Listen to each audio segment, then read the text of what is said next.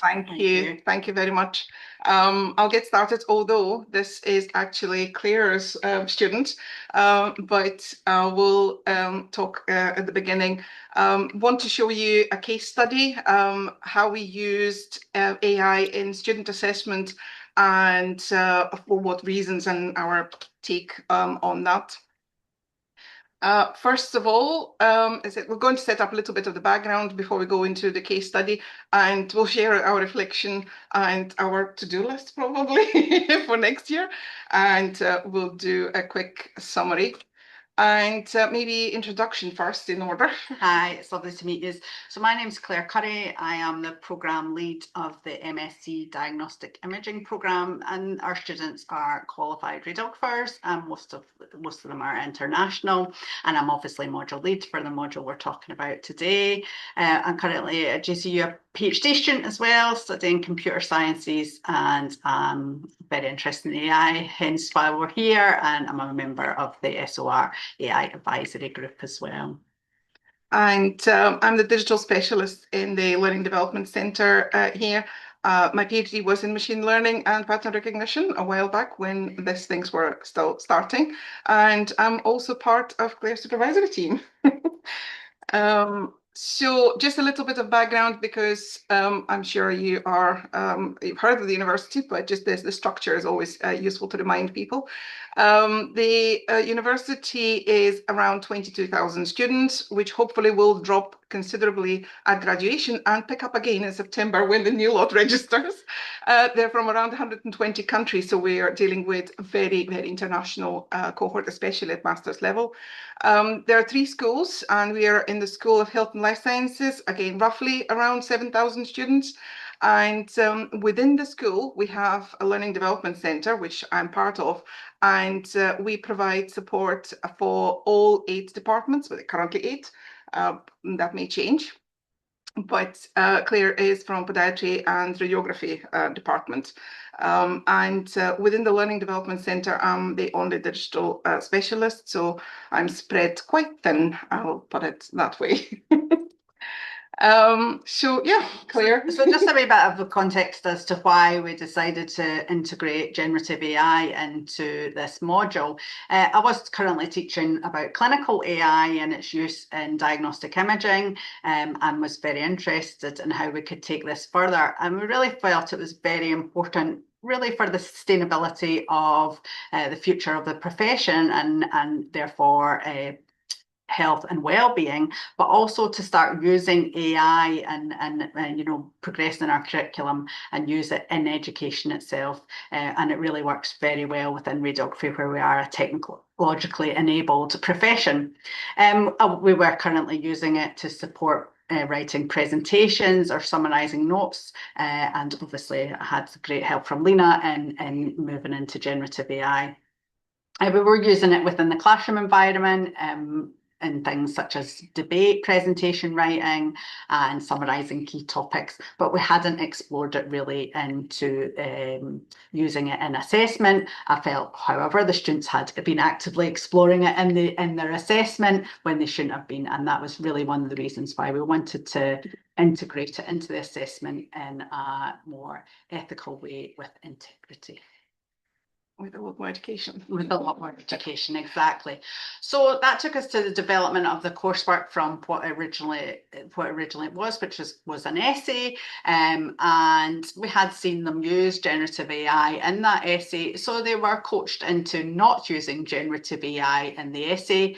And then after they'd written the essay with their own research, we asked them to explore that essay topic further with the generative AI, and then to take the generative AI output and annotate it into where they found similarities or differences with their own research. And then we asked them to reflect on that as well. We asked them to produce a poster with a side-by-side comparison of the essay and generative AI. Now, the essay was about something emerging technology and radiology, so it was something very current as well, which gave some interesting results, as we'll see. So this was the task that we gave them. For this task, you'll be using generative AI after conducting and writing your own research in part one, and the goal was really to compare the generative AI's output for accuracy. And the purpose of the part two was obviously for them to really make that comparison. And really, we thought that it would start to give them a good understanding in that and how to use generative AI responsibly and not to take it at face value, and really to have a good critical assessment of the AI accuracy and its validity and as a tool.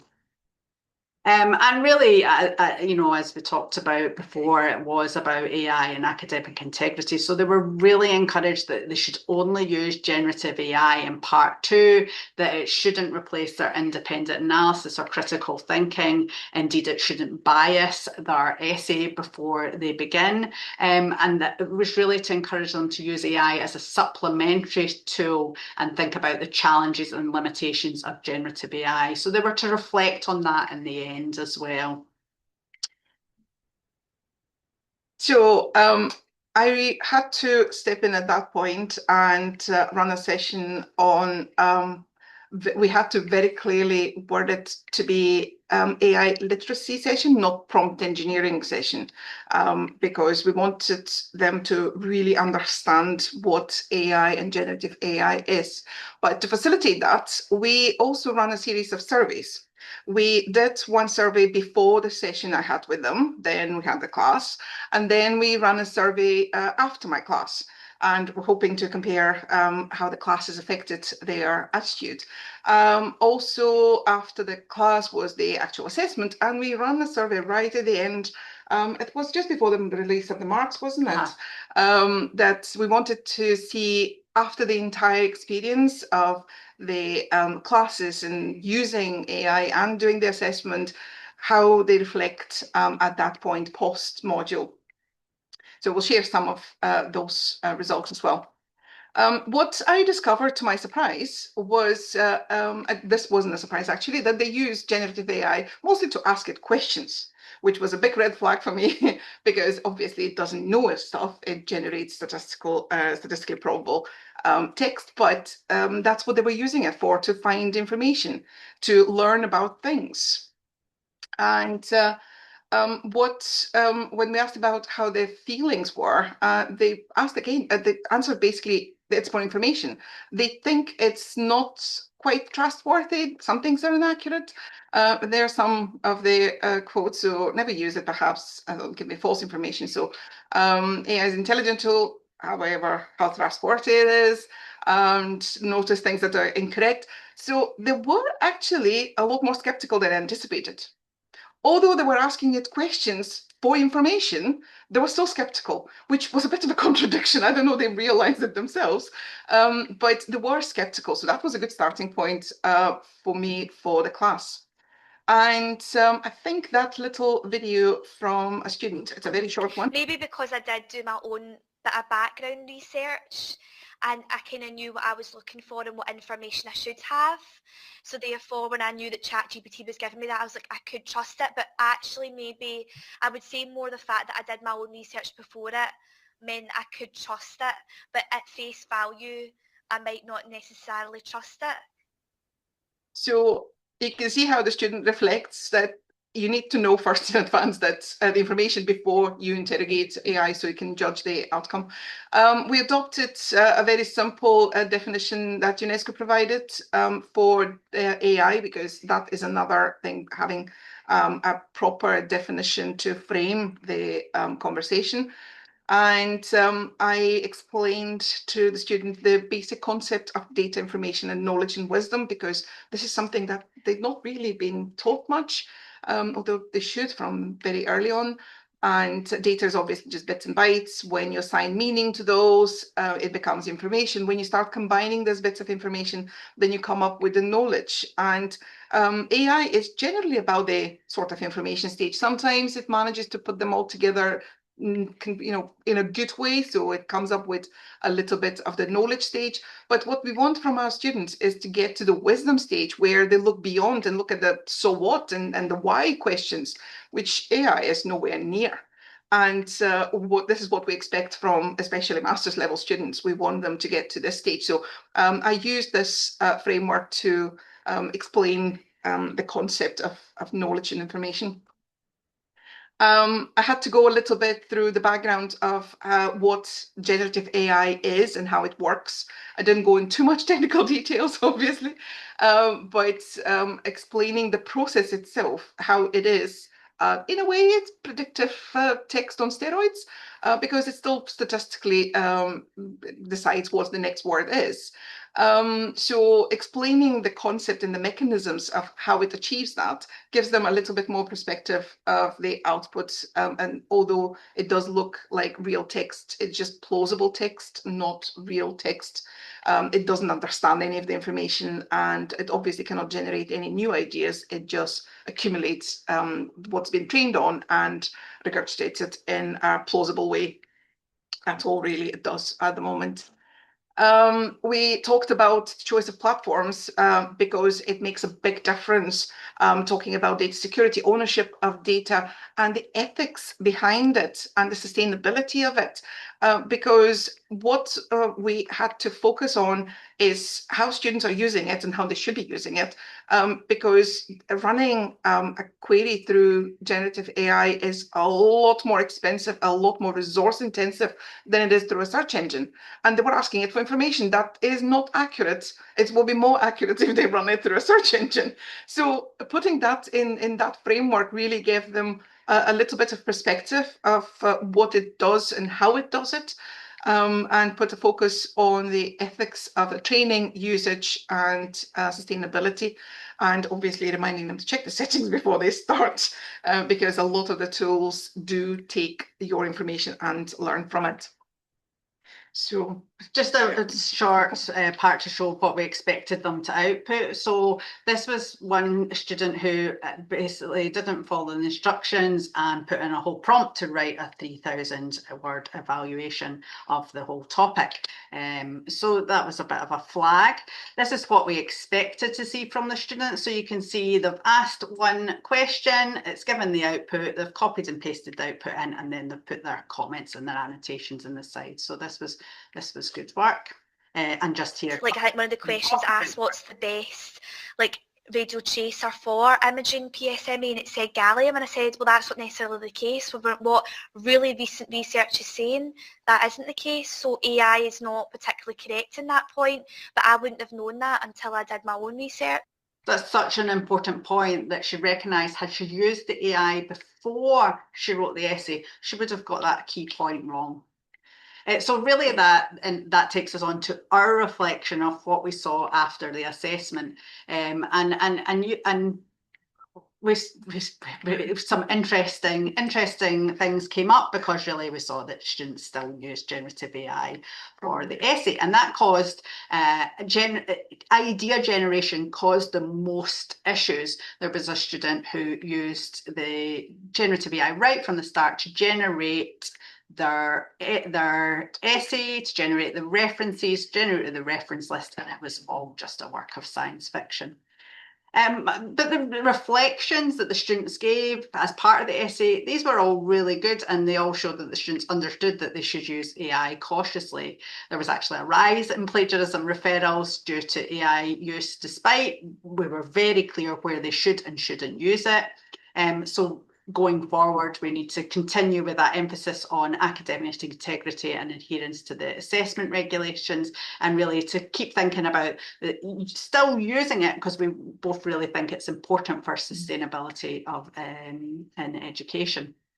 And Lina will come in again next year when we do this again. Our top tip really to check whether there's been AI misuse is to include bibliography and the option when you're running your Turnitin or whatever similarity tool you use. The students also reflected, as we talked about, and you could see that yes, I used to believe that AI information was not trustworthy, but I now understand that it's not always the case, and they need to understand to verify it. And they did recognise it as a really good supportive tool as well, and that maybe it brought out some new ideas in their reflection as well. And it was helpful, but they did understand that they had to have the knowledge before they used the AI. And this just takes us on to a really interesting point from our student. Especially if you have dyslexia. My type of dyslexia is quite a severe type of dyslexia, so when doing assignments, the amount of time that I have to put into assignments is a lot. It's probably double the time a normal student has to put into assignments, and that can be exhausting. So I will always set time to look at my own research, write up what I think of that research, but I'll also go into ChatGPT, what other resources have I not seen, because when I did my assignment in advanced imaging, there was some perspectives that AI pointed out that I hadn't even considered from different sources, so it's good for that. It's that time that it takes to find these sources and read through mass amounts of information. It can be overwhelming for somebody that's dyslexic. I think that's a key point in sustainability of education and accessibility, where AI can be of great use. Think about... You want to skip that one? No. The advice. Oh, the advice. Oh. Think about the use of AI critically. How's it got those resources? What are those resources reliable? Are they robust before you do use them? Because some of the ones that generative AI do provide you are robust and reliable, but some of them aren't. And I think a lot of students will just rely on that, taking that information at face value. It's not always the case. Also, it doesn't always 100% make sense. So you should really have a good background knowledge about what you've researched before you do rely on something like that. I think those words really should be taught to all. So just a little bit of the tips and some caveats with those tips, because one of the most common recommendations is use it to simplify content to better understand it, or generating topic ideas, as Claire said, that led to all sorts of disasters. Examples for structuring written documents, another common recommendation, generating practice questions for exam preparation, creating summaries of large texts, and being a debate partner. Those are common things that you see, and they are okay. However, to go to the caveats, when you use it to simplify content, you become dependent on that assistance. You don't learn the skill yourself. Generating topic ideas will undermine the development of your own creativity and critical thinking. So this is, again, an important skill they need to develop. The examples are tricky because the student knows best the topic. Generative AI has some understanding, but the way the topic specifics are, the discipline itself should be the leading one, and any suggestions from generative AI should be taken with a pinch of salt. Practice questions for exam preparation is another common one, and it is good. However, the AI will not know the syllabus, so it may omit big sections of the curriculum. So it's always a good idea to use this in addition to the normal revision. So keeping the practice rather than being the only practice. Creating summaries of large text, again, another important skills that potentially they would lose, but it may be useful when there's large amounts of text, and then AI can summarize for the student to pick some of those to read in detail and summarize themselves. So in terms of first selection, this is a good way of using it, but not as a standard practice. And debate partner is also another one that I've seen many times. But generative AI are designed to be nice and agreeable and friendly.